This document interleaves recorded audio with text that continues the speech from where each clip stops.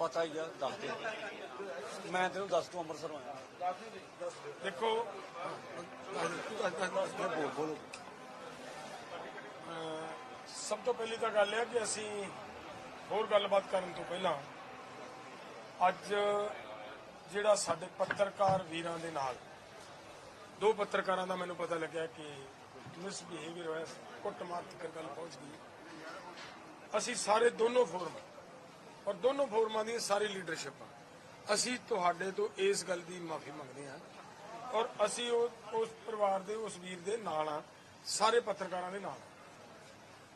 अगे तो साडी कोशिश रहेगी कि किसी भी तरह का किसी भी पत्रकार दे नाल मिसबिहेव ना होवे। ये साडा तुहाडे नाल असीं शोर्टीकरण तक भी लेके जावांगे, क्योंकि सानू पता है, ठीक है, साडी पब्लिक नूं नहीं पता, सानू पता साडी आवाज़ तुसीं कित्थों तक पहुंचा रहे हो।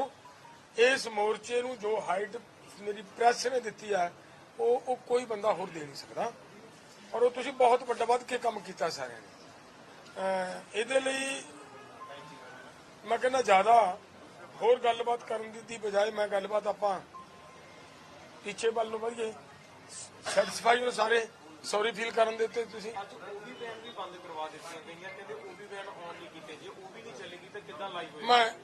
मैं यही मैं कह की रहा, मैं ये कह रहा कि जो तुसीं कर रहे हो सेवा मोर्चे दी सारिਆਂ ਨੂੰ नहीं पता, ਇਹਨੂੰ मैं बेनती करा।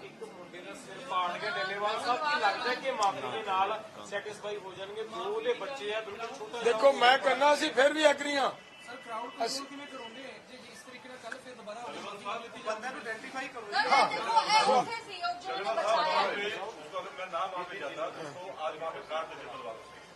देखिए असी तुझी गल रखी है ना, पहली गल दे विच असीं तुहाडे सारे भाईचारे तो माफी मंगी है। मैं यही बेनती मैं हाँ सेफ हाँ आप किवें करिए आपां नूं इह तरीका वरतीए। मैं जे तुहानूं सारिਆਂ ਨੂੰ हथ जोड़ के बेनती करदा, एक तो आपां निखर के जे बनाईए गल कोई जिवें तुसीं सारे जर्नलिस्ट हो, तुहाडा सारिਆਂ दा हर एक बंदे नूं नहीं पता। मैं तो तैनूं कल्ले कल्ले नूं जाणदा नहीं बेटे, मैं जी अर्ज करना तुहाडा सारिਆਂ ਦਾ एक कोई ਇਹ ਜਿਹਾ हो सकता जिवें कई मुंडिਆਂ ਦੇ ਕੋਲੇ ना आइडेंटिटी कार्ड पाया ਹੁੰਦਾ है। चल बाहर जैकेट प्रेस वाली मैं एक बेनती करा, असी अज दे ਇਹਦੇ ਤੋਂ ਵੀ ਕਵਾਂਗੇ ਗੱਲ ਇਹ कि जिन्ना मीडिया है सारा मीडिया साडी गल नूं बहुत वधिया कवरेज दे रहा है। एक भी चैनल अज तक साडे इत्थों वाले मोर्चे के खिलाफ नहीं गया, तो उन्होंने भी असीं अपील करते हैं तुहाडे इत्थों कि कोई भी आदमी अजिहा ना करे। अजिहा करन वाले आदमियों की असीं आइडेंटिफाई भी करांगे, उन्होंने असीं जिन्ने आगू बैठे असीं जिम्मेवार बंदे बैठे हाँ हाँ जी। असीं जिथों तक भी तुहानूं सैटिस्फाई करन वास्ते असीं हर एक तरह का तुहाडे नाल कोऑपरेट करांगे। पुलिस ऑफिसर्स ने कहा जी कि तुसीं कंप्लेंट दो अपने वालों एफआईआर करांगे इस ते। नहीं मैं जिहड़ी अर्ज करदा आपां एक परिवार है यार, मैनूं लगदा एफआईआर करवाउण तिक्कर आपां गल नूं लैके जाण दी नहीं। परिवार दे विच हुंदा डलेवाल साहब, मैं कहना बहुत संघर्ष ਉਹਨੇ ਜੈਕਟ ਪਾਈ ਹੋਈ ਸੀ, ਪ੍ਰੈਸ ਦੀ ਜੈਕਟ ਪਾਈ ਹੋਈ ਸੀ। जैकेट पाई हुई थी उस मुंडे ने, है ना, और वो हैगा भी तुसीं देखो कि किद्दां आपां किन्ने हालातां दे विच काम कर रहे हैगे आ। ਅਸੀਂ ਬਿਲਕੁਲ ਤੁਹਾਡੀ ਗੱਲ ਨਾਲ ਮੈਂ ਫਿਰ ਇੱਕ ਬੇਨਤੀ ਕਰਦਾ ਹਾਂ ਕਿ ਯਾਰ ਇੱਕ ਗੱਲ ਇਹ ਨੋਟ ਕਰੋ ਕਿ ਅਸੀਂ ਜਥੇਬੰਦੀਆਂ ਅਸੀਂ ਤੁਹਾਡੇ ਨਾਲ ਉਹਦਾ ਪਰਿਵਾਰ ਦੀ ਜਿਹੜੀ ਤੁਸੀਂ ਗੱਲ ਕੀਤੀ ਵੀ ਤੇ ਛੋਟੇ ਛੋਟੇ ਬੱਚੇ ਨੇ, ਅਸੀਂ ਸਾਡੀ ਉਹਦੇ ਨਾਲ ਇਕੱਲੀ ਹਮਦਰਦੀ ਨਹੀਂ, ਅਸੀਂ ਹਰ ਤਰ੍ਹਾਂ ਦੀ ਮਦਦ ਵੀ ਕਰਨ ਨੂੰ ਤਿਆਰ ਹਾਂ। ਡੱਲੇਵਾਲ ਸਾਹਿਬ ਕੱਲ ਸੁਨੇਹਾ ਆ ਗਿਆ, ਕੱਲ ਮਿਲ ਰਹੇ ਹੋ ਕਹਿੰਦੇ ਹਾਂ। ਚਿੱਠੀ ਆ ਗਈ ਸੈਂਟਰ ਹਾਂ ਆਪਾਂ ਚਿੱਠੀ ਆ ਗਈ ਕਹਿੰਦੇ ਜਿਹੜੀ ਔਰ ਸ਼ਾਮੀ 5 ਵਜੇ ਮੀਟਿੰਗ ਹੈ ਚੰਡੀਗੜ੍ਹ, ਥੋੜੇ ਕਲੀਅਰ ਕਰ ਹਾਂ ਦੇਖੋ ਇੱਕ ਤਾਂ ਇਹ ਕਲੀਅਰ ਹੈ ਕਿ ਅੱਜ ਲੰਮਾ ਇੱਥੇ ਵਿਚਾਰ ਚਰਚਾ ਸਾਡਾ ਪਹਿਲਾਂ ਤਾਂ ਜ਼ੋਰ ਇਸ ਗੱਲ ਤੇ ਲੱਗਿਆ ਹੋਇਆ ਸੀਗਾ ਕਿ ਉਹ ਜਿਹੜਾ ਉੱਥੇ ਹਾਲਾਤ ਬਣਿਆ ਉਹਨੂੰ ਕੰਟਰੋਲ ਕਰੋ। ਉਹਨਾਂ ਵੱਲੋਂ ਇਹ ਦੁਬਾਰਾ ਫਿਰ ਅਸੀਂ ਸ਼ੁਰੂ ਗੱਲ ਹੀ ਇੱਥੋਂ ਹੋਈ ਹੈ ਕਿ ਪਹਿਲਾਂ ਉਹਨੂੰ ਕੰਟਰੋਲ ਕਰੋ ਤੇ ਫਿਰ ਆਪਾਂ ਅੱਗੇ ਤੁਰਾਂਗੇ। ਫਿਰ ਮੀਟਿੰਗ ਦੀ ਗੱਲ ਜੇ ਕਰਾਂਗੇ ਆਪਾਂ, ਉਹ ਫਿਰ ਹੋਈ ਜਿਹੜੀ ਉਹ ਮੀਟਿੰਗ ਦੀ ਗੱਲ ਹੋਈ ਉਹਦੇ ਵਿੱਚੋਂ ਇੱਥੇ ਬੈਠਿਆਂ ਚਿੱਠੀ ਉਹਨਾਂ ਨੇ ਲੈਟਰ ਮੰਗਾਇਆ। ਉਹ ਕਹਿੰਦੇ ਨੇ ਵੀ ਅਸੀਂ ਲੈਟਰ ਆ ਗਿਆ ਸਾਡੇ ਕੋਲੇ, ਸਾਨੂੰ ਉੱਥੇ ਕੋਈ ਉਹਨਾਂ ਨੂੰ ਆ ਰਹੀ ਹੋਣੀ ਹੈ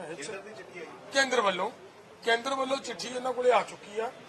ਉਹਦੇ ਕੱਲ ਨੂੰ ਸ਼ਾਮ ਤੱਕ ਉਹਦੀ ਮੀਟਿੰਗ ਦਾ ਟਾਈਮ ਆਪਣਾ ਕੱਲ ਨੂੰ ਸ਼ਾਮ ਨੂੰ ਉਸੇ ਤਰ੍ਹਾਂ ਉਸੇ ਟਾਈਮ 5 ਵਜੇ ਆਪਣੀ ਮੀਟਿੰਗ ਉੱਥੇ ਹੋਣੀ ਹੈ, ਉਸੇ ਸੇਮ ਜਗ੍ਹਾ ਦੇ ਉੱਤੇ, ਸੇਮ ਜਗ੍ਹਾ ਜਿੱਥੇ ਅੱਗੇ ਹੋਈ ਹੈ ਉੱਥੇ ਹੀ ਆਹ ਮੀਟਿੰਗ ਹੋਏਗੀ। ਔਰ ਇਹਦੇ ਲਈ ਅਸੀਂ ਆਪ ਸਭ ਨੂੰ ਜਿਹੜਾ ਕੱਲ ਤੱਕ ਦਾ, ਕੱਲ ਮੀਟਿੰਗ ਤੱਕ ਦਾ, ਅਸੀਂ ਸਾਡੇ ਯੂਥ ਨੂੰ ਵੀ, ਸਾਰੇ ਲੀਡਰ ਸਾਹਿਬਾਨ ਰਿਕੁਐਸਟ ਵੀ ਕਰਾਂਗੇ ਕਿ ਹਰ ਇੱਕ ਤਰ੍ਹਾਂ ਦੇ ਨਾਲ ਅਸੀਂ ਕੋਆਪਰੇਸ਼ਨ ਬਣਾ ਕੇ, ਇੱਕ ਦੂਜੇ ਦੇ ਨਾਲ ਸਾਂਝ ਬਣਾ ਕੇ ਕੋਸ਼ਿਸ਼ ਕਰੀਏ ਕਿ ਕਿਸੇ ਵੀ ਤਰ੍ਹਾਂ ਦਾ ਅਸੀਂ ਮਾਹੌਲ ਨੂੰ ਖਰਾਬ ਨਾ ਹੋਣ ਦਈਏ।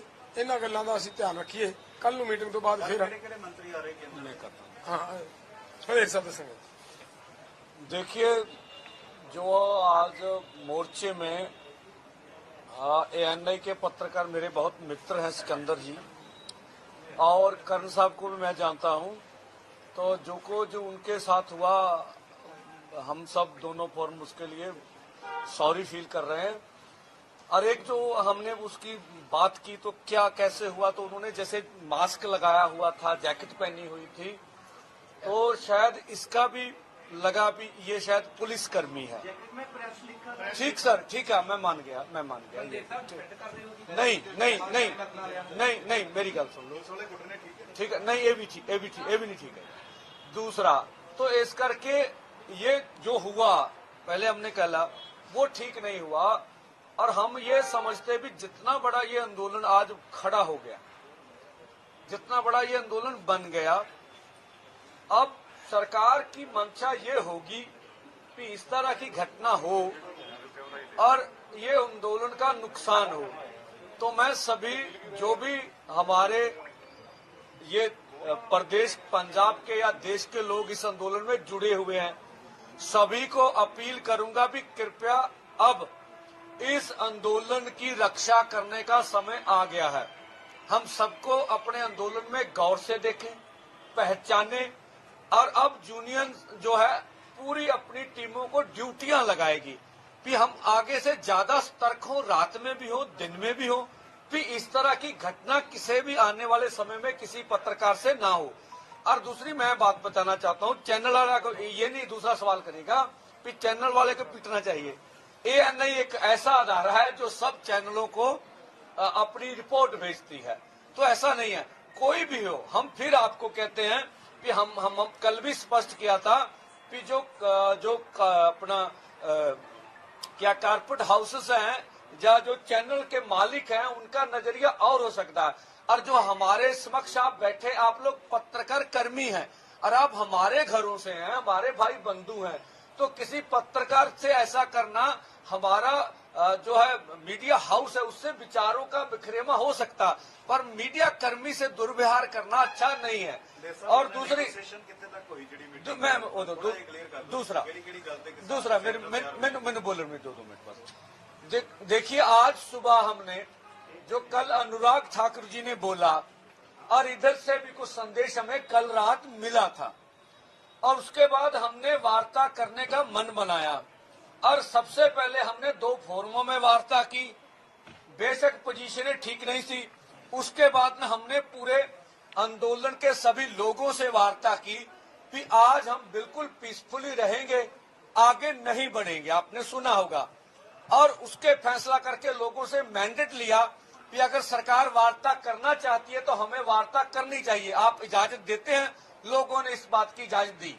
जो मैं बात करना चाहता हूं, जिस तरह से हमने केंद्र सरकार का नजरिया देखा, आप वहां मौजूद थे, मेरे खड़े होते हुए हम बोल रहे थे आगे नहीं जाना, ड्रोन आया और उस ड्रोन ने हमारे ऊपर शेलिंग की। उसका मतलब था भी केंद्र नहीं चाहता भी हम वार्ता के लिए जाएं, और पीसफुल बैठे हुए लोगों को भड़काया गया केंद्र के द्वारा। और हमने देखा 2-3 घंटे हमारे लीडर्स स्टेज से और आगे जाके युवाओं को समझाते रहे, किसी को आगे जाने नहीं दिया। लगातार शेलिंग हमारे ऊपर हुई, केंद्र जानबूझकर हमारे ऊपर बल प्रयोग कर रहा। जब ADGP इंटेलिजेंस हमारे पास पहुंचे, हम इसको खेतों में लेके गए, और जब मैंने बोला इंटेलिजेंस को भी मेरा फोन ट्रेस करते हैं, मैं आगे बढ़ूंगा और मेरे पर वार करेंगे, और मेरे खड़े होते हुए रबड़ की गोली आई, और मेरे साथ ऑफिसर खड़े थे, मैं खड़ा था, मेरे पीछे वाले लड़के के आंख पर आके लगी। यहाँ, और मैंने बोला ये मुझे टारगेट किया, आप पीछे चलिए। तो ये अभी हम लोग 200 मीटर पीछे खड़े थे। तो ये जो मीडिया में आ रहा कि इनके कुछ लोग आगे बढ़ रहे हैं, वो डिफेंड करते, तब हम शैली करते। आज हमारे तरफ से जब उन्होंने बड़काहट की, मैं कहता हूं 99% हमारे लोग संयम में रहे, कोई एक दो घटना को छोड़कर। तो ये केंद्र का रवैया ठीक नहीं है। हम अपनी तौर से कर रहे हैं भी, हम पीसफुली बैठते हैं। आप वार्ता करिए, वार्ता में क्या बात आती है क्या नहीं आती है उसके बाद सोचेंगे। अगर बात टूटेगी तो हम अपना फैसला कर लेंगे भी आगे बढ़ना है, आप अपना कर लीजिए।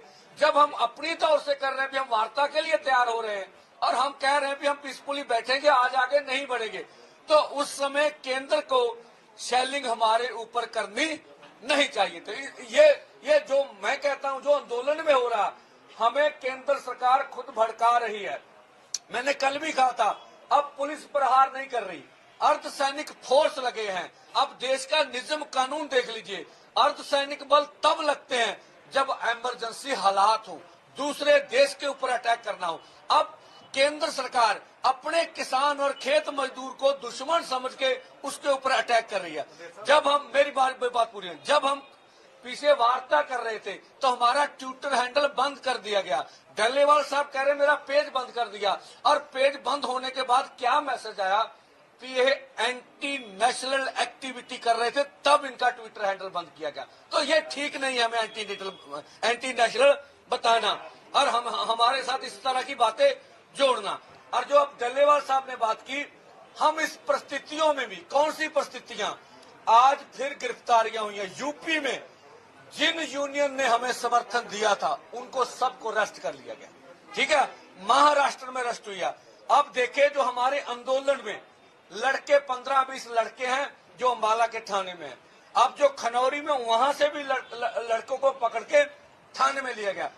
इस तरह की पोजीशन में भी हमारा मन कर रहा है कि हम वार्ता नहीं छोड़ेंगे। अगर केंद्र कोई हल करे तो हम हल करने के लिए तैयार है। हम टकराव नहीं चाहते, हमारा दिल्ली जाना अनक का सवाल नहीं है, हम बातचीत से निपटना चाहते हैं, इसीलिए आज आए हैं।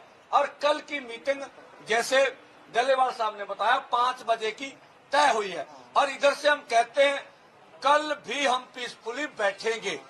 और आज आपके माध्यम से माननीय प्रधानमंत्री से अपील करते हैं कि जो आपने अर्धसैनिक फोर्स बल लगाए हैं, कृपया उसे निर्देश दीजिए कि जब हम अपनी ओर से पीसफुली बैठेंगे, हमारे ऊपर शेलिंग नहीं होनी चाहिए, ठीक है। तब दोनों धिरों को आसानी से बैठना आसान होगा। तो आज देखेंगे कल वाली मीटिंग में क्या निकलता है। जिस तरह की मीटिंग में प्रस्ताव आएगा, अपने दोनों फोरमों में सोचेंगे और उसके बाद आगे की बात करेंगे। धन्यवाद। ਕੱਲ ਜਦੋਂ ਤੱਕ ਮੀਟਿੰਗ ਨਹੀਂ ਹੁੰਦੀ ਉਦੋਂ ਤੱਕ ਅੱਗੇ ਨਹੀਂ ਵਧਿਆ ਜਾਏ। हाँ बिल्कुल नहीं, क्योंकि जो गलबात आ गई है, मैं फिर कहा भी जे उन्होंने वालों साडे ते शैलिंग की गई, ਤੁਹਾਡੇ ਮੁੰਡੇ ਜਾ ਕੇ ਬੈਰੀਕੇਡਾਂ ਤੇ ਚੜਦੇ ਆ, ਉਹਨਾਂ ਨੂੰ ਰੋਕ ਪਾਉਂਗੇ। बिल्कुल मैं श्योर करदा, जे वीर जी तुसी हुंदे, मैं स्टेज ते खड़ा, साडे स्टेज ते खड़ा हुंदा, कोई मुंडा बैरीकेड ते नहीं गया। और तुसी देखो साडी, पहलो मेरी सुन लो, मेरी सवाल सुन लो, पहलो मेरी सुन लो, मेरी सुन तो लो। साडी स्टेज तो भला की अनाउंसमेंट हो रही है, तुहानू सुनदी है भी अगे ना जाओ। साडी स्टेज